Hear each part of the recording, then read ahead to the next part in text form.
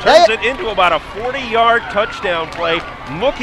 Lance looked like he was in bad trouble there. Looked like he was going to be sacked for a loss of close to 20 yards, but he got it out there. And a touchdown for Berean Christian on their first drive. Boy, you got to like how the night's starting, huh? Hey, that almost looked Brett Favre-like. Remember week 1? Yes. That did. Where he's scrambling around. All right, here for the extra point is Michael Miller, who I believe hands the – whoa, a little low squibber there. Looked like there may have been a little problem with the snap. Here's a replay of the touchdown, so take us through this, John, if you could. Well, this is a middle screen, and we've run this effectively a lot this year. And here's your Brett Favre switching the ball. I'm telling you, he is under all kinds of fire back there. Anthony Adderley from Village. And Moise bobbles the catch and stiff arms Baptiste. Gets around the end, and he's a big boy. And then he's going to break one more tackle here, and after that, it's a goodbye because there was some good downfield blocking. You saw a nice block there by number 66, Eric Krieger. And into the touchdown he rumbles. I like to see that Berean Patriot sideline way over there. They were getting excited. That was a little old school. Well, that's getting her done right there on the first drive. So it is 6-0. Berean Christian, 7:32 to go in the first quarter. And we were talking about this, John. Nice field here. Really nice Beautiful field. The only thing it's missing are some stands, but it's certainly not missing fans, and it's not missing excitement. But, look at this. An outside kick, and it's fumbled, and Berean is going to recover. Unbelievable. Now, do you think he meant to do that, or did he just get under it too much? Well, no, I think that was on purpose there. Jonathan Elardo, he's been working on kicks, and I think that was the element of surprise. Well, it certainly was a surprise. A lot of spin on the ball there, and Village Academy, the up man, could not handle it. And okay. Well, you have a little bit of a little knowledge on our kicker here. Yeah, he got all of his talent from his dad. But exactly. All right, 1st and 10 on the 45. A pitch out to the right-hand side. Some good blocking. And it looks like Nick Atwater has about a 5-yard gain. Nick picked up about, I want to say 90, maybe 100 yards last week rushing.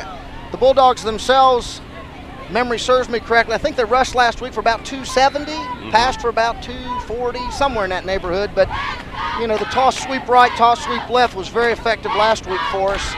And Nick, I'll tell you what, he's a tiny dude, but he's all gristle. Is he? Oh, my goodness. Joining me here in the booth is John Elardo. He's the athletic director of Berean Christian, sitting in for our own Bill Bolander. And all of us on the Palm Beach County Friday Night Football crew wish Bill a speedy recovery. And I know he would love to be here tonight. He'd be having a lot of fun with this. Bill is a great teacher, and that's what's going on with the kids from both of these schools this year is teaching. And I want to ask you, John, what has football done for your school? Oh, wow. Well, obviously, the obvious answer is it has brought school spirit. I mean, we've always had school spirit here, at least in my time frame with Berean, but it obviously, that's an easy answer. The school spirit's gone through the roof. Certainly, it's been attractive to students from the outside. I mean, I can't deny that as such. Definitely, kids are interested, and it gives these kids, who 95% of these kids have never played football before. Organized foot. I mean, they've gone out in the backyard and thrown the little Nerf ball around, but they've never been out in an organized situation. So really, that first couple weeks of practice, that was tough to watch in some ways. But they always, their effort was always there. Right. And Coach Barry has really done a great job in motivating these guys and teaching these guys. Sometimes I'll go out and hang out at practice and just. I feel like I'm at a football clinic. I mean, they'll step through and they'll take time and break everything down. It's just, but the excitement and enthusiasm. I mean, you look around, on our best homecoming night in maybe basketball, which is a big sport at our schools. There's a lot of stuff, a lot of people I think we're going to Rick down on the sideline. We're going to Rick down on the sideline. Hey, Rick. Yeah, I think Larry the cable guy pulled the plug on the scoreboard over here. We got 13. That's not a very lucky number. But anyway, what are the small problems out here? But very minuscule. It's been a fantastic night. And right now I'm joining with Tim Hayes. He's the headmaster over here at Berean Christian. This is exciting. This is what it's all about, right? Friday nights and hanging out with the kids. That's fantastic. What a great pregame show by our color commentator. All right, yeah. We are very excited to have football back at Berean. It's been many, many years, and it was so neat to have so many of our alumni come back, the guys that had played before, and to be a part of this tonight, too.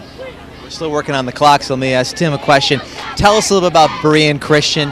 What do you guys offer? Is it K through 12? Tell us a little bit about the school. Well, we offer programs from 2 years old, preschool, all the way through 12th grade. And we offer, we have about almost 800 students at our school right now. And we offer all kinds of programs, very similar to what you find in a public school, but we also offer the Christian aspect of it too, and we're excited about that curriculum. We have fine arts as well, and we have great programs that we're developing at Berean. So we're excited that football is a part of our athletic program now. All right, we just saw an incomplete pass by your quarterback behind us. We're kind of watching the game, monitoring that. Tell us a little bit about the student body. What kind of kids do you guys get, and just how enthusiastic are they about the football program and about the school? Well, we have kids from all walks of life. A lot of families that are sacrificing, obviously, to pay the tuition to come to our school. But they do that because they believe in our program and they're excited. Our parents are very supportive. It's a very family-oriented school. We have a lot of community at our school. And obviously, football is part of that now, all the excitement here. And they're thrilled to be here being able to watch football. Yeah, nice pass over the middle right there. And finally, are you worried you're going to lose your athletic director to maybe a career in the broadcasting booth? Or you think you're going to be okay? Is he going to come back to you on Monday morning? A couple years ago, we had a church league football game, a Super Bowl, and he asked me to help him commentate. When we were doing that, I'm like, oh, he's got a career in broadcasting. So this is just up his alley. He loves to do this kind of stuff. He was pretty polished on that pregame show. That was good stuff. All right, Tim Hayes, the headmaster, thank you so much. Congratulations. What a great atmosphere that we have over here.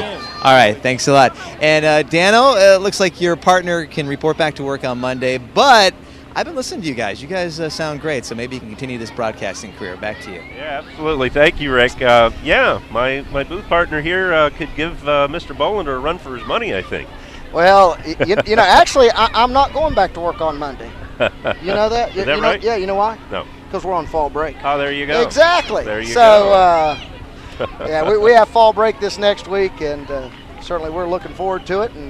And this really is exciting because we only had a half a day of school, and this is sort of obviously a big. I mean, this probably is the biggest sports moment in this year's sports program that we have, and so to begin fall break with such a festive night like this, man, we're really excited. Yeah, and we got a beautiful night, and it almost feels like there's a little bit of fall in the air up here. You know, it's nice and cool. Absolutely. And we're back to the action on the field. Johnny Lance leading the Bulldogs. They got a first down, one incomplete pass, and then a complete pass to Alex Moyes. Got them the first down. Now the run up the middle, and that is number 27, and he's still going, and he's going to go in for the touchdown. That is Nick Allwater. But there is a flag on the field. This one may be coming back. This was way behind the play, so I'm really interested to see. Obviously, it's probably going to go against the Dogs, but let's see what the hanky's all about. Let's see. The guy in the white hat, he's looking down there. Okay. Illegal use of the hands. Yeah, illegal use of the hands, so it's coming back. Block in the back or something like that. Spoils what otherwise would have been a terrific touchdown run for Nick. Well, you got to like the way the team is coming out. Let's talk a little bit about the head coach, Kenny Berry. We had mentioned him, and for those of us, our viewers who might not know, he played football at the UM. Yeah, he played on 2 national championship teams for the U. I am a University of Miami fan, by the way. I'm also a Clemson Tiger fan. He doesn't like me to say that. But, yes, he did. He played under Jimmy Johnson and won a national championship in 87 and then in 89 under Dennis Erickson. Well, you and I are going to be butting heads tomorrow because I'm a graduate of Florida State. Oh, really? And they are playing tomorrow. Oh, is that right? That is correct. Yes, I'll be at that game, by the way. I won't. Well, yeah. Oh, my. All right, back to the action on the field here. And speaking, just sort of getting back to Coach Berry, his boy, DJ, Damian Berry, who played out at Glades or Pahokee, Suncoast, I think as well. He plays for the U, and he's here tonight. And so we're very excited about him being on the sidelines over there with the Dogs. That is, and he also, didn't he coach, I believe he coached Devin Hester at. That's right. Yeah. All right, so it is second down and long after the penalty. Second and about 20, but we have another flag coming in here. Let's see who this one's going to go against. Ball start. On the offense, so we do realize that these are two young football teams. They are going to make some mistakes, no doubt about it. So there could be, we could see that yellow flag a little bit tonight. Last week they did not commit very many mistakes. 2 weeks ago they were atrocious. So hopefully we'll see last week's team and not 2 weeks ago. All right, on second down and long, the give is to I'm going to get this name right. Allwater. Allwater. Allwater. Almost like all water, but Allwater. Allwater. Okay. I'm assuming it's Germanic, perhaps. Allwater, maybe. I don't know. That would make sense because that's a hard language to pick up for me. And we got an injured player coming off the field now for Village Academy. That's Todney Evans. Who is a wide receiver on offense, so. Now, how much do you know about Village Academy? Well, I know this, of course, is their first year to have football. They are a charter school down in Delray Beach. Mark Sauer is their athletic director. Good fella. And I tell you about fell over whenever he introduced himself to me personally. We talked on the phone a couple times. He told me that he was he used to be president of the Pittsburgh Pirates.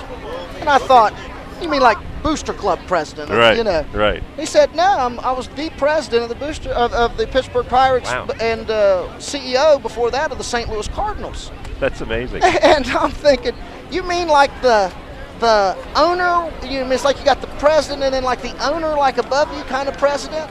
He said yes. And I got to admit, but don't tell him, but I did Google his name to make sure that was the case. Just to double check. Yeah, and it was true. And it was true. It was true. Well, I think that's interesting, and we've seen this a lot in some of the private schools. Can really get some big name former pro or college athletes on their staffs, and it's got to be great for the players. Oh, absolutely. I know we've had several professional athletes, big-time college athletes to come in and speak to our team just because of the connection through Coach Berry. All right, third down and 20 now. Lance back in the shotgun this time. 2 wide and now a man in motion. We're going to fake the give, and we got whistles again. That looked like we were going for that screen pass again. Well, I think our man in motion, which was Jonathan Jurgen, number 42, I think he started upfield early. A little bit early. Yeah, I think so. All right. So let's see if they will mark them off a little bit more. Well, if it's third and 20, it might as well be third and 25. Absolutely. You go to the same play in the playbook for that one.